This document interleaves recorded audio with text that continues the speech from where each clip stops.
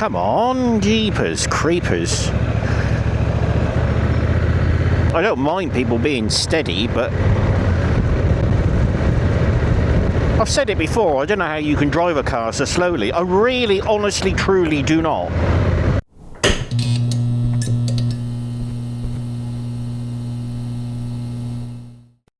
Now it might be a bit windy for you, because I've got the screen in the lowest position. Hello! How the devil are we? Good.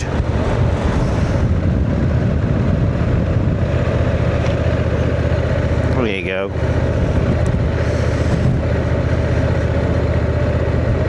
Might be a bit quieter for you now. Fuck off! Fucking wildlife in me helmet.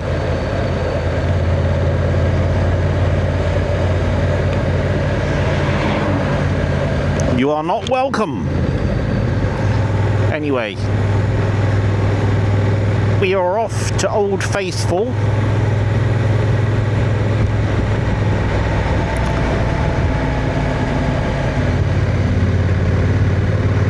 I haven't been out. I can't believe I didn't come out here on the Transalp.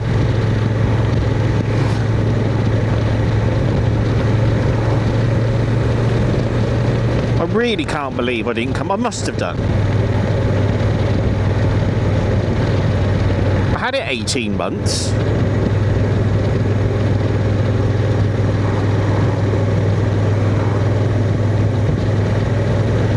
I couldn't find any photos, so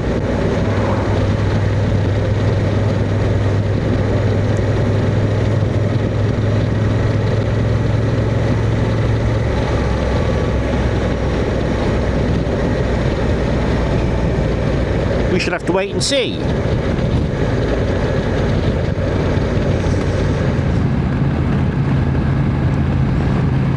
So as I said, we'll head for Old Faithful. And I will do a walk around for you.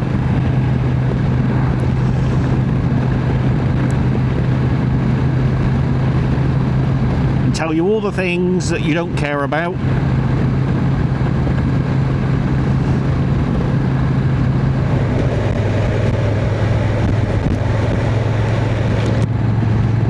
Well, if nothing, this road will be a test for the suspension, because this is an incredibly bumpy road.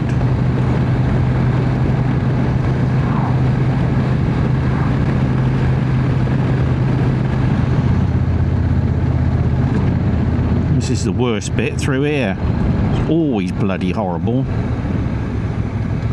Full of gravel. Look at the state of this.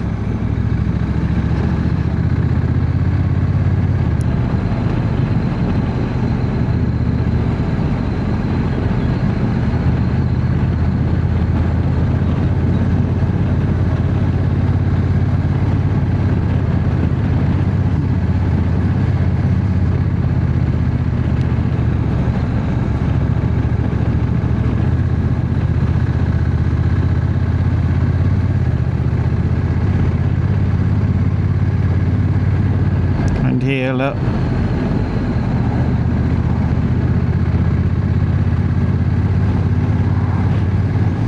So I have to say, for everyday riding conditions, this bike handles absolutely fantastically.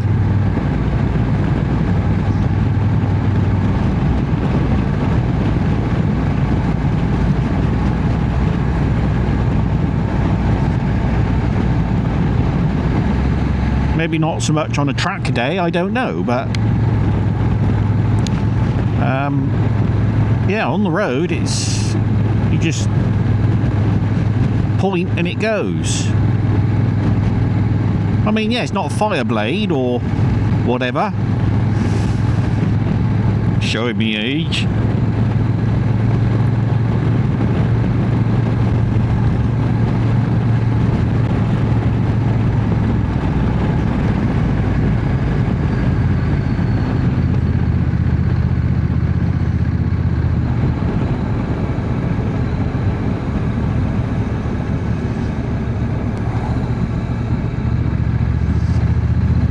So at the moment it's in urban mode, which gives you sort of medium preload, and it's set to rider only. If you pop it in tour mode, it firms it up a bit.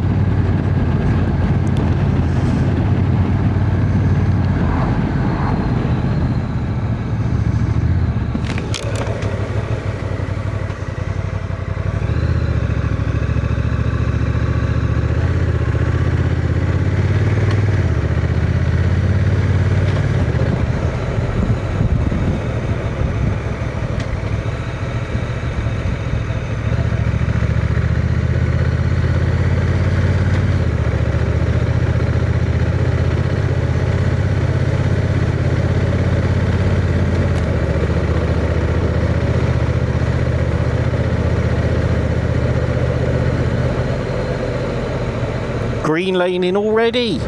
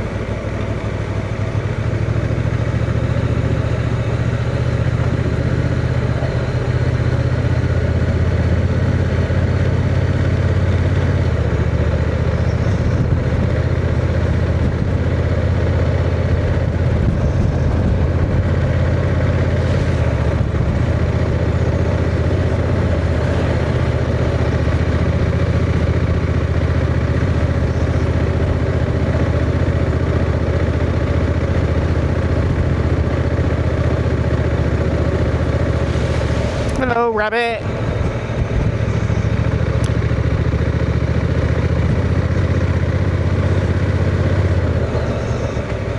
And this is why it's called Coney's Castle.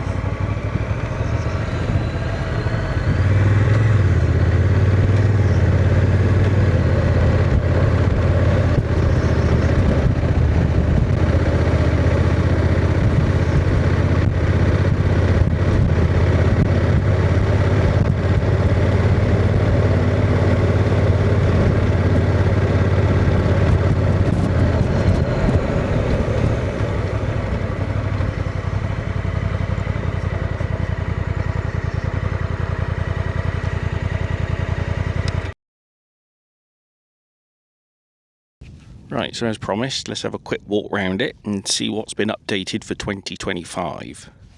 So we've got a reworked engine producing 112 newton meters of torque from last year's 104, with a revised intake, combustion and exhaust system. We've got improved DCT, so it's smoother changes at all speeds, with the integrated 6-axis IMU, which feeds into the DCT, and the Showa electronic suspension.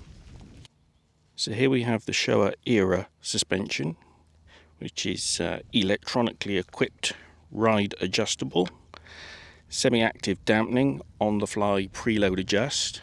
It's had a facelift from 2024 with integrated front indicators and day running lights. We've got a revised windscreen, which is now easier to adjust, and you can adjust it on the move, and a revised seat, which should be more comfortable. Now I've got the Honda top box fitted, which I wasn't going to bother with because I've already got a top box. However, they had a cancellation on a pre-order in the same colour, and he'd ordered the top box and the comfort seat. So the dealer gave me a very, very good deal on the two. So I had to say yes, really, didn't I? Comfort seat's very comfortable, obviously. Although he didn't order the back one, So I might get that at some point. I don't know. We'll see how it goes. It does come with panniers as standard, colour coded, bigger than last year's, and you can get a helmet in each side if you need to. So let's look at the sharp end. Here we got the handbrake or parking brake. Being a semi-automatic, you can't leave it in gear. Here we've got the DCT selectors, automatic stroke manual, neutral, drive, and then you can select sport, hold it down for sport 2, hold it down for sport 3. Cruise control, set, increase, decrease. So here we have, about 16 buttons all in all. This all controls the up front dash, menu selectors, up and down through your different drive modes, your enter button. This can control music as well as other things.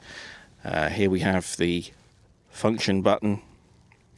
This takes you back and forwards through your menus and on CarPlay and your usual lights and flashes and whatnot.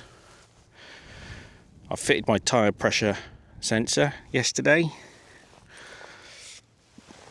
Up here we got your standard 12 volt out,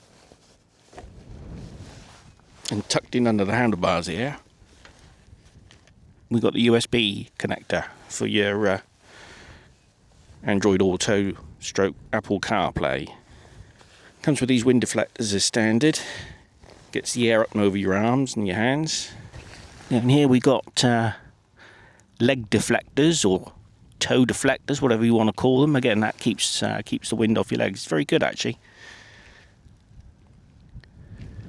Fitted my battery optimizer cable. So your battery's in behind this box. It's a bit tight to get any accessory cables in. You take the cover off, and that's actually a little toolbox. And there's a lithium-ion battery in behind there. Comes with a centre stand as standard. And I think that's it as far as a quick walk round goes. I think on the looks front, some people will love it, some people won't. I actually quite like the look of it.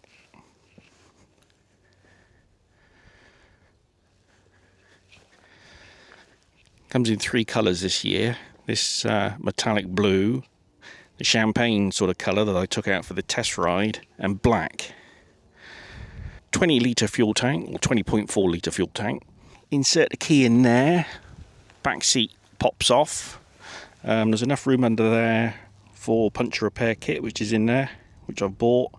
But to get the rider's seat off, you do need to use the Allen key to remove the bolts. But there's nothing particularly under there that you'd need to get to quickly, given that the battery's in behind the box down there. And as you may have seen, it's got dual display. So down the bottom you've got a standard LCD dash, which shows you your speed and what drive mode, what gear mode you're in, whether you're in manual, automatic, etc. With your idiot lights on, and that's there primarily for when you're running CarPlay or whatever on the main screen, so that you can still see your speed, etc.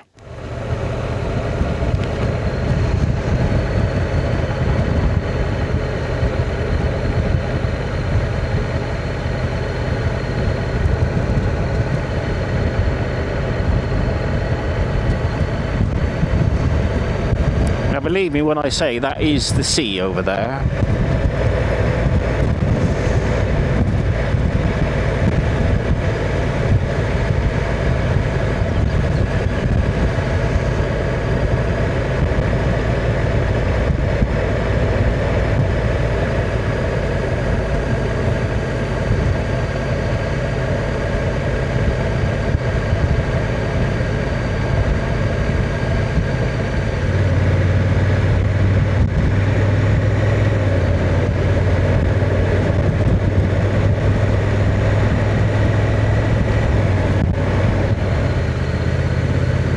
This is Transalp country, this is.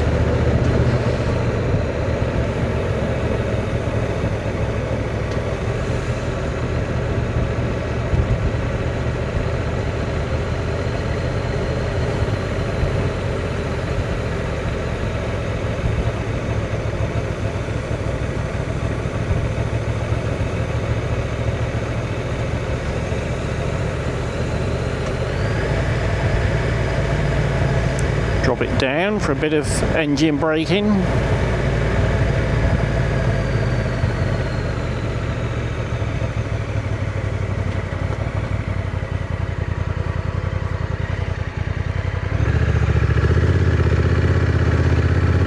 It's a nice house, isn't it?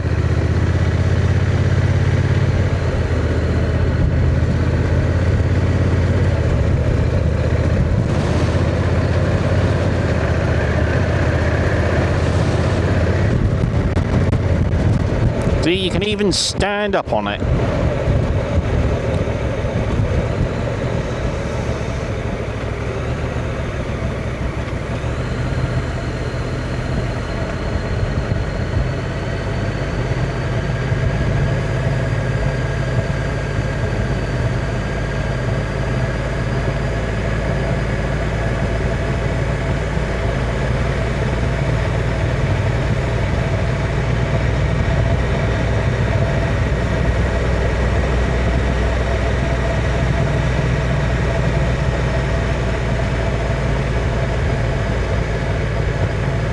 Tell you what, it's got plenty of engine braking.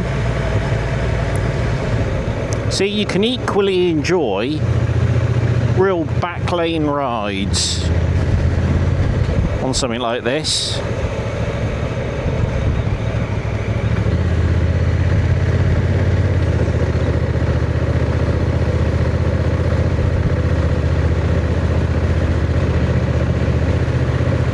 And I haven't had to change gear.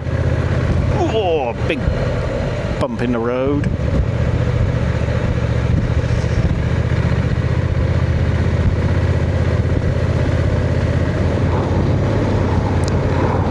Now I'm getting dangerously close to Todge country.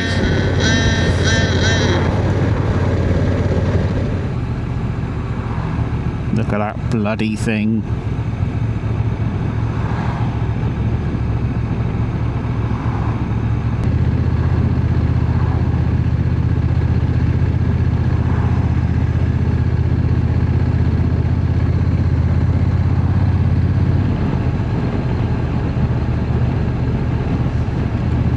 You know what, in all my days, I don't think I've ever been into Bridport through this way.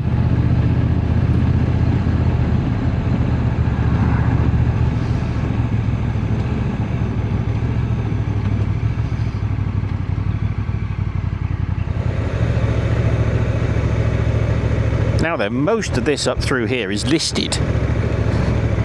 I believe this road here in Bridport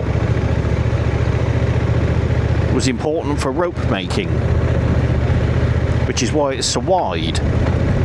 I may be wrong, but I think that's the case.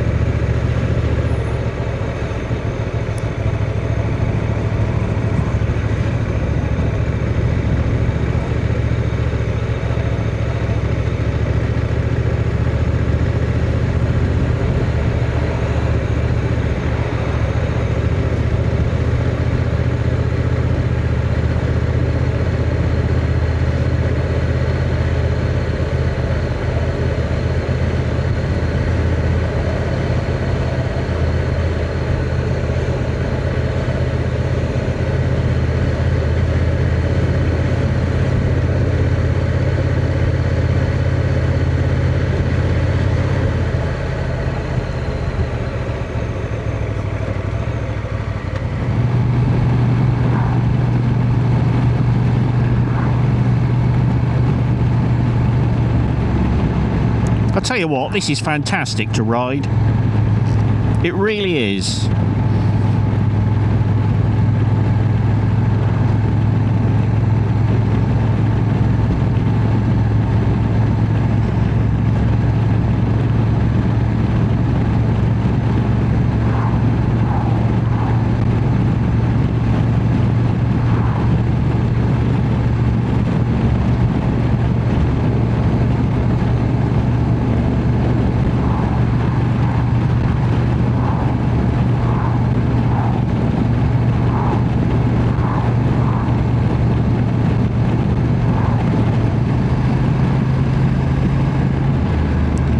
Look at this clown up my ass.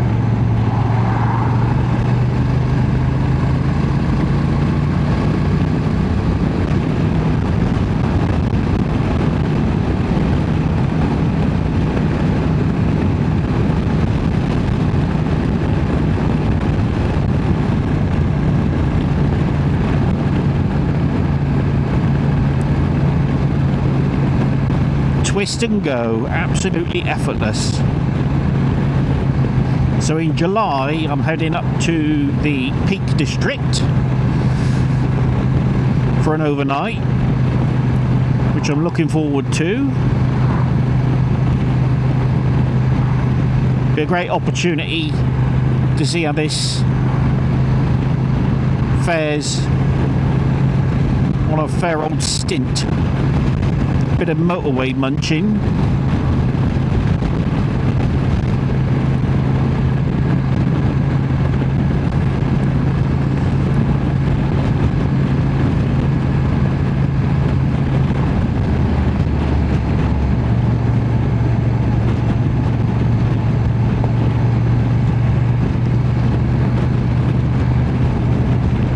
Now a few miles down over in that direction is the beast in his lair, old Dodge 29.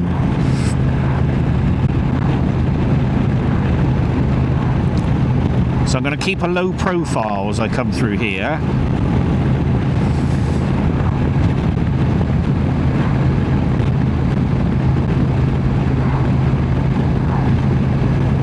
But no, I do need to catch up with the Dodge. So I reckon by the time we get home, I'll be just over the 100 miles, I reckon, on the clock. And its first service is 6 weeks time yesterday. That's the worst thing about a new bike, is that first service.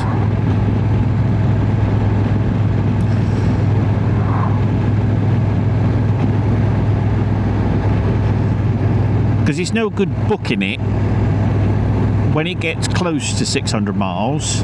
Otherwise you'll find yourself having to wait 5, 6, 7 weeks. Because it'll be peak season. I'm already having to wait 6 weeks. So you've got to book it straight away. And then you've got to try and balance out the mileage.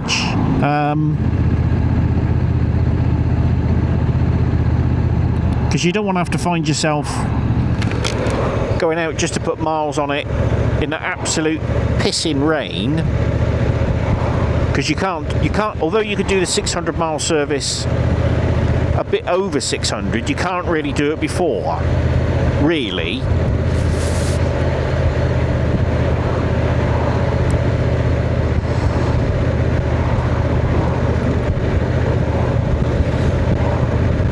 We know we've got, in theory, a glorious week ahead. I'd like to ride it into work, but I don't want to hit the mileage up too soon and then find I can't ride it for a couple of weeks. I know, first world problems.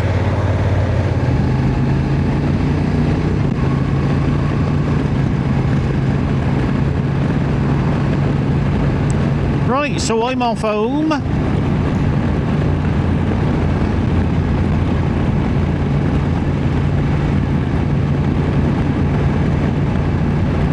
And I will catch you next time.